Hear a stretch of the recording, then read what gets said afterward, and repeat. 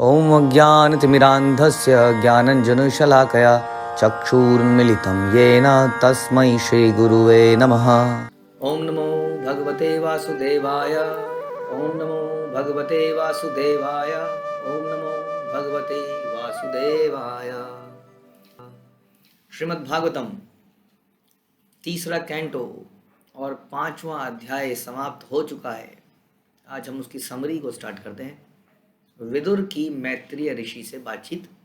इसके पिछले अध्याय में आपने सुना था किस प्रकार से विदुर उद्धव जी से बातचीत करते हैं और कुछ प्रश्न पूछे जाने पर उद्धव कहते हैं कि आप मेरे सीनियर मैत्रेय ऋषि से मिलिए। मैत्रेय ऋषि से मिलने के लिए विदुर हरिद्वार के पास जाते हैं और उनसे प्रश्न पूछते हैं। तो पहले से 9वें श्लोक तक विदुर के प्रश्न हैं मैत्रेय ऋषि से, जो कि इस प्रकार हैं। तो विदुर इसमें बताते हैं कि सबसे पहले भारी भरकम प्रश्न नहीं पूछते हैं, बहुत डीप क्वेश्चन नहीं पूछते हैं, वो आम आदमियों के प्रश्न पूछते हैं। जबकि विदुर एक बहुत अच्छे भक्त थे, वो भगवान के पास टाइम्स लीलाओं के रिलेटेड प्रश्न पूछ सकते थे, प्रश्न या लीलाओं को पूछ सकते थे कि उनके बारे में बताइए, लेकिन वो आम आदमियों के प्रश्न पूछते हैं। तो पहला प्रश्न उनका ये है कि हम अपने दुखों को कैसे कम करें। संसार में लोग दुखों को कम करने के लिए बहुत मेहनत कर रहे हैं, कोई टेक्नोलॉजी से, कोई कर्म कांड, पूजा पाठ इत्यादि से, बट हम देख रहे हैं कि किसी को भी सुख नहीं मिल रहा है।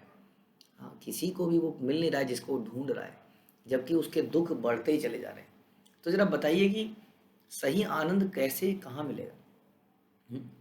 उसके बाद बताते हैं कि जो महान संत आत्माएं हैं वो संसार में चारों तरफ घूमती हैं, भटकती हैं, जगह जगह पर जाती है, घरों में अप्रोच करती हैं, लोगों से बातचीत करती हैं घंटों तक, भगवान जनार्दन कृष्ण के जो ये जीवात्मा हैं उनके ऊपर कृपा दिखाने के लिए, भगवान की प्रसन्नता के लिए, जीवात्माओं पर कृपा दिखाने के लिए, भगवान का ज्ञान देने के लिए वो जगह जगह पर भटकते हैं। साधु संत लोग हर किसी को कृष्ण देने का प्रयास करते हैं।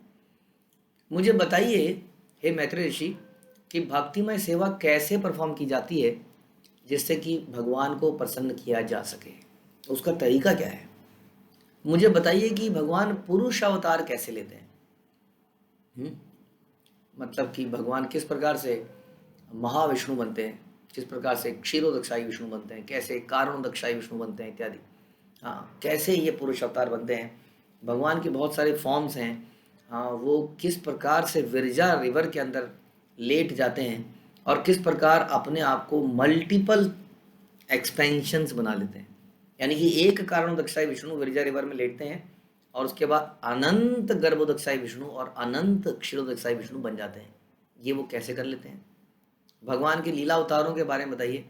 अलग अलग समय में भगवान बहुत सारी लीलाएं करते हैं जिसको सुनकर भगवान के भक्त बड़े प्रसन्न होते हैं। हाँ, वो लीला अवतारों के बारे में बताइए।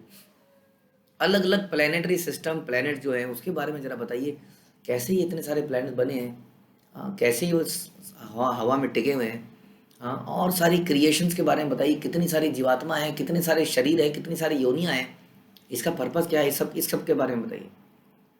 उसके बाद में 10वें से 16वें में विदुर कृष्ण स्पेसिफिक प्रश्न पूछते हैं, कृष्ण कथा स्पेसिफिक प्रश्न। ये तो कुछ जनरल प्रश्न थे जो हम सबके हैं, होने चाहिए। उसके बाद बताते हैं कि भगवान की कथा के बिना जो बाकी टॉपिक्स हैं, जो मैंने व्यासदेव से सुने, यानी कि महाभारत में सुने, मुझे उससे संतुष्टि नहीं हो रही है। महाभारत में बहुत कुछ दे दिया है संसारिक, उससे आनंद नहीं आ रहा है, उससे और ज़्यादा एजिटेशन बैठ रही है दिमाग में। तो बताइए कि जो मानवता है वो कैसे, वो कौन उस मानवता में और कैसे सेटिस्फाई हो सकता है। तो भगवान की उन कथाओं के बारे में बेसिकली वो जानना चाह रहे हैं कि उन कथाओं के बारे में बताइए जिन कथाओं को सुन के वास्तविक आनंद जीवात्मा को मिल सकता है। उन कथाओं के बारे में बताइए जो संसार में सभी के जो बॉन्डेज है, जो बंधन है, उसको काट सकता है, जो वो कथा कानों के थ्रू अंदर जाती है। फिर कहते हैं कि जो महाभारत है वो एक ऐसा ग्रंथ है जिसके थ्रू वेद व्यास, जो आपके मित्र हैं मैत्रेय ऋषि, उन्होंने ऐसा ग्रंथ लिखा जिसके थ्रू उन्होंने जन सामान्य को भगवान की तरफ अट्रैक्ट कर लिया, है कि नहीं। अब महाभारत टीवी सीरियल आया, ज़बरदस्त हिट हुआ। क्यों हिट हुआ? क्योंकि उसमें सस्पेंस है, ड्रामा है, रोमांस है, थ्रिल है, बहुत कुछ है। वास्तव में महाभारत एक ऐसा ही इतिहास है, लेकिन उसके पढ़ते पढ़ते, उसको सुनते सुनते लोग कृष्ण को जान जाते हैं। हाँ, महाभारत के थ्रू वेद व्यास ने कृष्ण सबको सुना दिए। तो इसकी कोई, इसलिए बड़े पर्पस से लिखे गए हैं सारे। हाँ, लेकिन कह सकते हो आप प्योर डिवोशनल सर्विस अगर जिसको सीखनी है, उसको उसके बाद में भागवतम तक आना चाहिए। हाँ, केवल महाभारत से काम नहीं चलेगा। लेकिन महाभारत उन लोगों के लिए, जन साधारण के लिए बहुत बढ़िया है जो कि कृष्ण से आसक्त नहीं है, अट्रैक्टेड नहीं है, सांसारिक विषयों से आसक्त हैं। तो उन सांसारिक विषयों के अंदर कैसे कृष्ण को दे दिया वेद व्यास ने, ये बहुत ही बढ़िया चीज़ है। और उसके अंदर भगवत गीता का अनमोल अनमोल रत्न दे दिया महाभारत के अंदर। तो इस प्रकार जब हम भगवान की कथा सुनते हैं, तो हमें संसार में अच्छे बुरे से इनडिफरेंस पैदा हो जाता है, और इस संसार में जो हमारे दुख हैं वो कम हो जाते हैं। और उसके बाद बताते हैं कि जो दुष्ट लोग हैं, सिंफुल हैं, पापी हैं, अज्ञानी हैं, जो कृष्ण कथा को नहीं सुनना चाहते, उन पर तरस आता है। क्योंकि वो अपनी लाइफ को स्पॉइल कर देते हैं। ना तो उनको इस जीवन में आनंद मिलता है, ना इस जीवन के बाद आनंद मिलता है। तो उन लोगों पे बड़ा दुख होता है कि क्यों वो अपना जीवन बर्बाद कर रहे हैं इसी तरीके से। और फिर बताते हैं कि सारी जितने भी विषय हैं संसार में सुनने के, उन सब का जो असेंस है, सार है, वो है हरि कथा। वही सारे सब चीज़ों में शुभ है, वही सबसे मधुर रस है। वो इस प्रकार है जैसे कि फूलों में से एक मधुमक्खी थोड़ा थोड़ा सा रस कलेक्ट करके शहद बनाती है। ये शहद जो है, ये है भगवान के से रिलेटेड कथाएं, जो हमें आनंद भी देती है, हमें शुद्ध भी करती है। इसलिए भगवान के बारे में बताइए। और सबसे पहले बताने से पहले पुरुष अवतारों के बारे में बताइए, यानी कि क्रिएशन कैसे हुई। पुरुष अवतारों ने क्रिएशन करी ना, ब्रह्मांड बनाए। ये मेटेरियल वर्ल्ड पुरुष अवतारों से बनता है, तो वो जानना चाहते हैं कि ये पुरुष अवतारों से कैसे बनता है। इस प्रकार से मैत्रेय ऋषि ने बड़ा ही ऑनर्ड फील किया अपने आप को।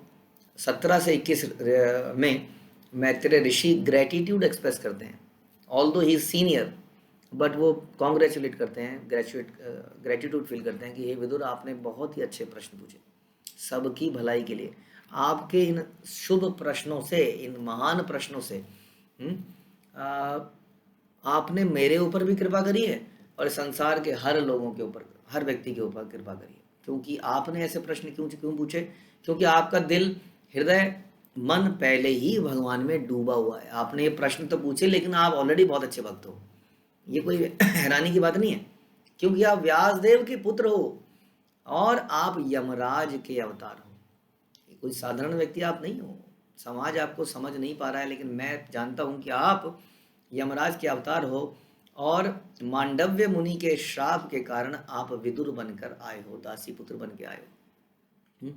आप भगवान के नित्य संगी हो, और भगवान जो है आपके लिए मेरे पास इंस्ट्रक्शन छोड़कर गए हैं। तो आपका बहुत बहुत धन्यवाद कि आप इतने मधुर प्रश्न पूछ रहे हैं, जो कि इस मानवता के लिए, सब के लिए बड़ा कल्याणकारी है।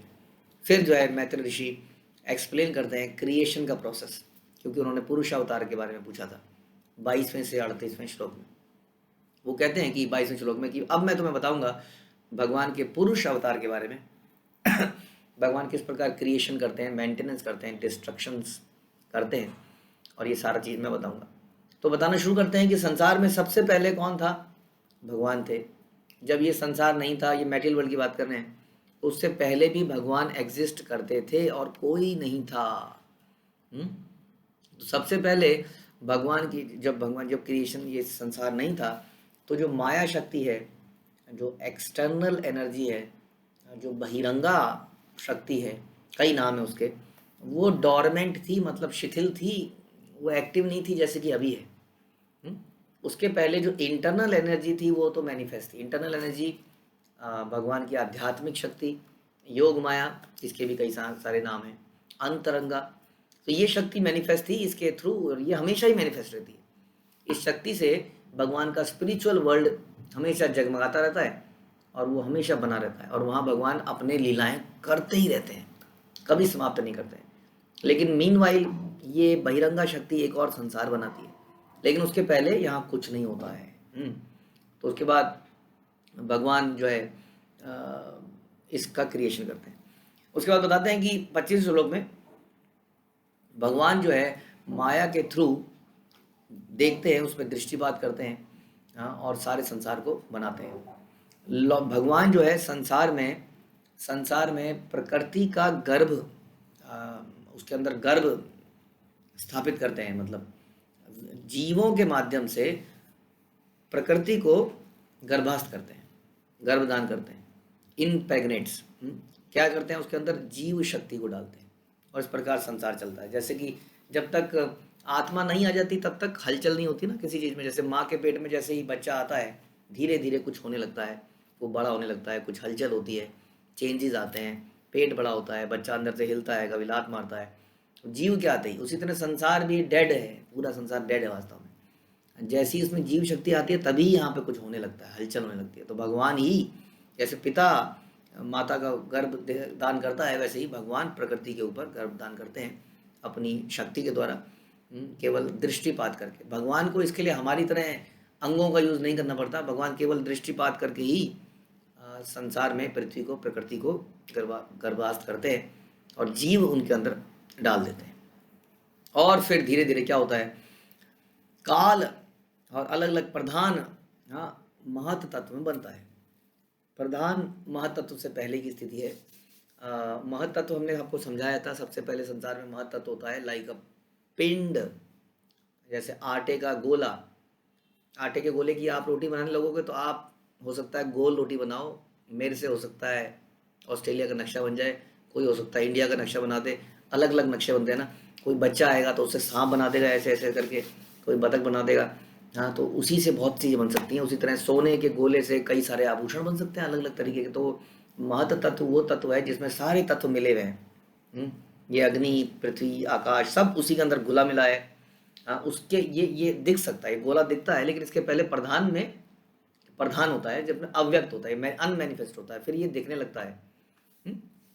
उसके बाद में धीरे धीरे इसमें कुछ मिश्रण किया जाता है, और मिश्रण करने से कुछ कुछ क्रिएशन होता है। तो पहले बताते हैं, सबसे पहले महत तत्व समझ गए आप, वो पिंड, हाँ, उस पर भगवान दृष्टिपात करते हैं, हाँ, और उसके अंदर वो ट्रांसफॉर्म होता है अहंकार में, फॉल्स ईगो जिसको हम कहते हैं, हाँ, और जिसके अंदर मेनली तमोगुण व्यक्त होता है। तो सबसे पहले तमोगुण, तो हमने पहले डिस्कस किया था कि अहंकार का मतलब होता है आई एम दिस बॉडी।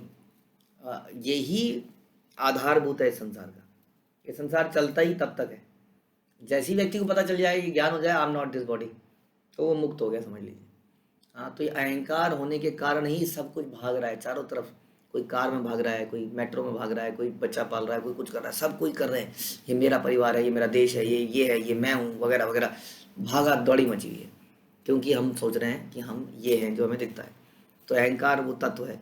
अब महत्व तत्व के साथ अहंकार मिलता है, और उसके अंदर उस वक्त तमस यानी कि इग्नोरेंस यानी कि फॉल्स ईगो है, और वो प्रकट होने लगती है। हाँ, धीरे धीरे उसके बाद में फॉल्स ईगो गुडनेस में कन्वर्ट होता है, यानी कि फॉल्स ईगो के बाद वहाँ पर सतोगुण आता है, सतोगुण के द्वारा मन और देवता आते हैं। उसके बाद रजोगुण आता है, रजोगुण से हमारी इंद्रियां आती हैं सारी की सारी, और उसके बाद तमोगुण है, तमोगुण तो है ही, जिसके थ्रू तन मात्रास और ग्रॉस एलिमेंट यानी कि पृथ्वी, जल, वायु, आकाश आते हैं, और उनके विषय आते हैं, यानी कि वो इस प्रकार हैं। जैसे सबसे पहले साउंड, साउंड है तन मात्र यानी कि विषय वस्तु, और sky is the main thing, object. हाँ, तो ये स्काई है, आप जानते ही हैं, आकाश इसको हम कहते हैं। हाँ, उसके बाद इसमें एयर यानी कि एयर एंड टच।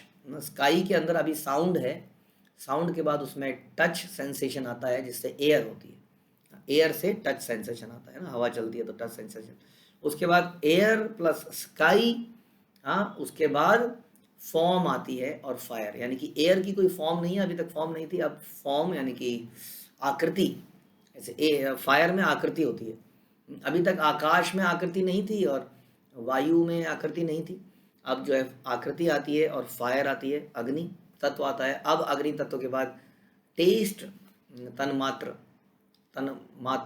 मात्र आता है, टेस्ट सेंस ऑब्जेक्ट कहते हैं ना, टेस्ट, टेस्ट के लिए वाटर है तो वाटर एलिमेंट आता है, वाटर में टेस्ट के साथ वाटर आता है। अभी तक फायर में टेस्ट नहीं था, अब इसके बाद में वाटर, फायर, ये सब मिलके, पिछला सब मिलके क्या आता है, स्मेल एंड अर्थ। अर्थ में स्मेल, अर्थ के जितने भी ऑब्जेक्ट हैं उसमें स्मेल होती है, ये सारे ऑब्जेक्ट बनते हैं। तो इस प्रकार से संसार की क्रिएशन होती है। आगे का समरी हम अगले प्रवचन में करेंगे। हरे कृष्णा। श्रील प्रभुपाद की जय। ग्रंथराज श्रीमद् भागवतम की जय।